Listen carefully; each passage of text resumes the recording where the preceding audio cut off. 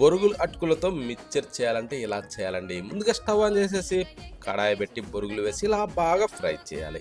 ఇలా ఫ్రై అయిన తర్వాత తీసి ఒక ప్లేట్లో వేసి అదే కడాయిలో కాస్త నూనె వేసుకొని ఇప్పుడు అటుకులు వేసుకుందామండి. అది మక్క అటుకులు, మొక్కజొన్న కంకులతోని అవిటిని కూడా ఈ టైప్లో బాగా ఫ్రై చేసేసి ఇప్పుడు ఇవి కూడా తీసేసి సేమ్ అదే బొరుగుల దాంట్లో వేసేసుకొని ఇప్పుడు ఒక కప్పు వేర్చిన పప్పులు వేసి అవిటిని కూడా సేమ్ వేగనిచ్చుకోవాలండి. ఇవన్నీ బాగా వేగాక అవి ఒక కప్లో తీసుకునేసి ఇప్పుడు మనం ఏం చేద్దామంటే ఈ ఏదైతే అటుకులు బొరుగులు ఫ్రై చేసామో దాన్ని అలా కలిపి ఉల్లిగడ్డ ముక్కలు, పచ్చిమిరపకాయలు, టమోటాలు ఇవన్నీ వేసి కారం కూడా వేసుకుందాం.